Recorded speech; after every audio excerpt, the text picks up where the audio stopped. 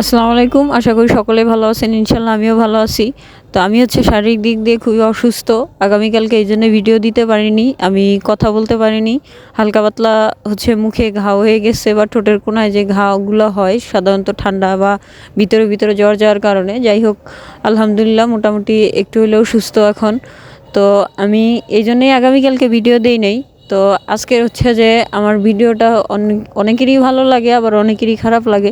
তো যাদের ভালো লাগে বা যাদের সামনে ভিডিওটা পড়বে তাদের উদ্দেশ্যে একটা কথা বলা, প্লিজ আপনারা শুধু আমার ভিডিও না, প্রত্যেকের ভিডিও আপনাদের একটা সাপোর্ট, একটা লাইক, একটা কমেন্ট কিন্তু প্রত্যেকটা মানুষের জন্য খুবই গুরুত্বপূর্ণ, খুবই ইম্পর্টেন্ট। সো আপনাদের কাছে আমাদের সকল যে কন্টেন্ট ক্রিয়েটরগুলো যারা আছেন ছোট বড় সবার পক্ষ থেকে আপনাদের কাছে আমি একটা রিকোয়েস্ট করতেছি, কারণ সবাই আপনারা সাপোর্ট করবেন।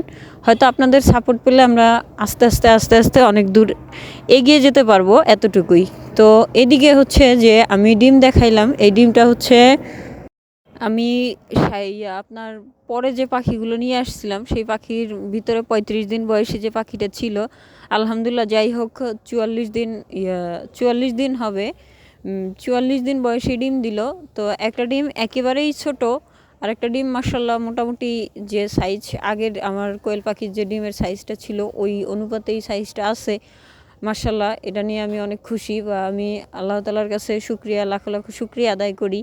তো যাই হোক মোটামুটি এরা ডিমে চলে আসছে ইনশাল্লাহ। বাকি যে 100 পিস নিয়ে আসছি ওটাও হয়তো এক সপ্তাহের ভিতরে আশা করা যায় ডিমে চলে আসবে।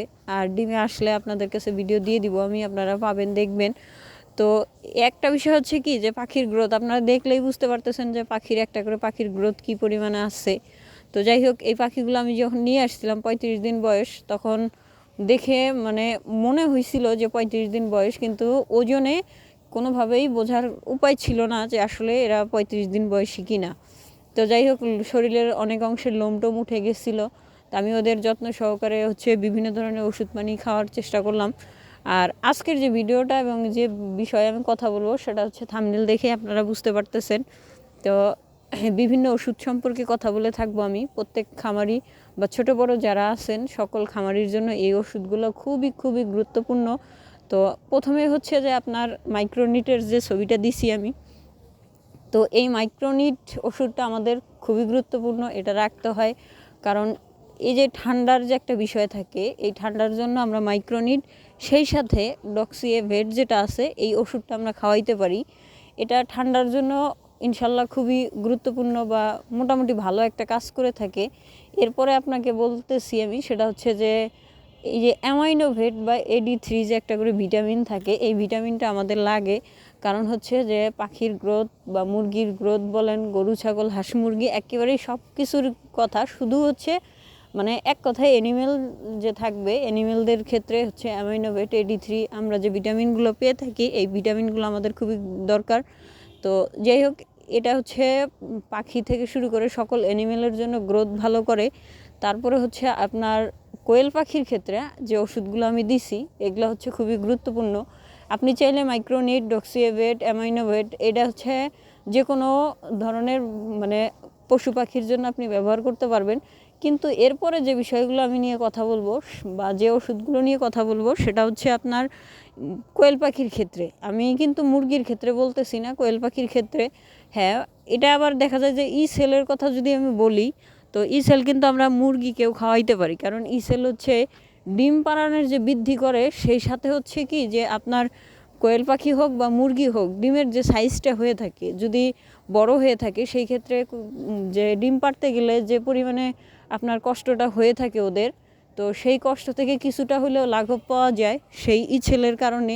এজন্যই সেল খাওয়ানো হয়। অনেকেই বলে থাকে যে সেল খাওয়াইলে আপনার প্রচুর পরিমাণে ডিম দিয়ে থাকে। আসলে এটা কতটুকু সত্যিতা আছে এটা আমি বিশ্বাস করি না। আমি বিশ্বাস করি যে সেল ডিম দেওয়ার পাশাপাশি যে মুরগি বলেন, কোয়েল পাখি বলেন, এদের যে পায়ুপথ আছে, যে যে রাস্তা দিয়ে ডিমটা বের হয়, এই রাস্তাটাকে ক্লিয়ার করার জন্য সেলটা ব্যবহার করা হয়, যেন কোনো কারণেই ডিম ভিতরে আটকে গিয়ে যেন মুরগি বা পাখিটা মারা না যায়। এই জন্যই হয়তো মনে হয় সেল খাওয়ানো হয়। এটা আমার আইডিয়া থেকে আমি বললাম, আমি অনেক কিছু ঘাটাঘাটি করে দেখছি, আপনারা চাইলেও দেখতে পারেন। তো যাই হোক এদিকে আপনার ইসেলের পরে যেটা আসতেছে সেটা হলো ক্যালফ্লেক্স। এই ক্যালফ্লেক্সটাও কিন্তু পাখির জন্য খুবই গুরুত্বপূর্ণ। এটা হচ্ছে আপনার ক্যালসিয়ামের যে ঘাটতিটা থেকে থাকে সেটা পূরণ করে। তো আমি কোয়েল পাখিগুলো আনার পরে হচ্ছে আমি কতদিন বয়স থেকে এই ক্যালফ্লেক্স দিছি, তো সেই বিষয়টা একটু বলি আপনাদেরকে। আপনারা কোন বয়স থেকে দিচ্ছেন সেটা আমি জানি না, কিন্তু আমার হচ্ছে যে আমি 30 দিন পার করে ক্যালফ্লেক্সটা দিছি। আমি 30 দিন বয়সের আগে ক্যালফ্লেক্স ব্যবহার করি নাই। তো অনেকেই আছে যে আপনারা কি করে থাকেন, ক্যালফ্লেক্স 25 দিন বা 30 দিন বয়সের ভিতরেই দিয়ে থাকেন। তো এটা আমার মনে হয় এটা মানে ভুল একটা ধারণা। আমরা 30 থেকে 35 দিন বয়সী যে পাখিগুলো থাকে এই পাখিগুলোকে ক্যালফ্লেক্স দেওয়ার চেষ্টা করব, এবং আস্তে আস্তে আস্তে আস্তে 2-1টা যখন ডিম পারবে, আপনার 100%-এর ভিতরে যখন আপনি খেয়াল করে দেখবেন আপনার 60% যখন ডিমে চলে আসবে, বা মানে 40% নিম্নে, সর্বনিম্ন যদি 40% ডিমে আসে, তখন আপনি আস্তে আস্তে ইসেল খাওয়ানো শুরু করে দিবেন। তো এই ইসেলটা হচ্ছে আপনি চাইলে 3 দিন খাওয়াইতে পারেন, 5 দিন বা 7 দিন। এটা মানে কোনো সমস্যা নেই। 7 দিন খাওয়াইলেও সমস্যা নেই, 5 দিন খাওয়াইলেও সমস্যা নেই, বা 3 দিন খাওয়াইলেও সমস্যা নেই। আমি হচ্ছে 3 দিন করে রাখছি ডোজ। তো যাই হোক, এই দিয়ে যে ওষুধগুলোর কথা বললাম, এই ওষুধগুলোই হচ্ছে খুবই গুরুত্বপূর্ণ কোয়েল পাখির জন্য। আর সেই সাথে আরেকটা ওষুধ আছে, সেটা হলো জিজবেট। আমরা সকলেই কম বেশি জেনে থাকি জিজবেট। আর জিজবেটের কাজ কী এটাও আমরা সকলে কম বেশি জানি। তারপর আমি বলতেছি, যেহেতু আমি পাখি পালন করি, আমি পাখির ক্ষেত্রে বলতেছি, অন্য অ্যানিমেলের ক্ষেত্রে বলতেছি না। তো এই জিজবেটটা হচ্ছে যখন আপনি দেখবেন পাখির শরীরের ভিতরে যে জিঙ্কের অভাব পড়ে যাবে, তখন দেখা গেছে যে পাখির যে পালকগুলো থাকে এগুলো অটোমেটিকভাবেই হচ্ছে পালকগুলো পড়ে যাবে। তো আপনি যদি বা আপনারা যদি হচ্ছে এই জিজবেটটা খাওয়ান, তাহলে দেখা যাবে মানে সম্পূর্ণ পালক ঠিক না হলেও আংশিক পালক তো টিকে থাকবে আমার জানা মতে। তো আমি আজ পর্যন্ত, এখন পর্যন্ত যে ফার্স্ট টাইমে পাখিগুলো আনছি, প্রায় 3 মাসের একটু বেশি হয়ে যাবে এরা ডিম দিচ্ছে। এখনও পর্যন্ত কোনো ধরনের কোনো পালক মানে পিঠের উপর থেকে উঠে যাওয়া এ ধরনের কোনো কিছুই আমি দেখি নাই। তো যাই হোক, মোটামুটি এই যে এই ওষুধগুলা আমাদের মানে পাখির যে খামারিগুলো থেকে থাকে, ছোট বলেন বড় বলেন, এদের জন্য খুবই গুরুত্বপূর্ণ। এই ওষুধগুলো আমাদের রাখতে হবে কাছে, হাতের নাগালের বাইরে রাখা যাবে না, হাতের কাছেই রাখতে হবে। তো সকলের কাছেই আমার এই বিষয়টা নিয়ে ক্লিয়ার করার ছিল আজকে, তাই করলাম। তো আগামীকালকে যদি হচ্ছে মানে বাকি যে ওষুধগুলো থেকে থাকে, ছোটোখাটো টুকিটাকি যে ওষুধ আছে, এবং কোনটার প্রয়োগ কীভাবে করতে হবে, কখন দিতে হবে, এই বিষয়গুলো নিয়ে বিস্তারিত আগামী ভিডিওতে বা আগামীকালকের ভিডিওতে আমি বলার চেষ্টা করব। তো আজকে আপাতত এই পর্যন্তই। সকলে ভালো থাকবেন, সুস্থ থাকবেন এবং আমার জন্য দোয়া করবেন, ইনশাল্লাহ।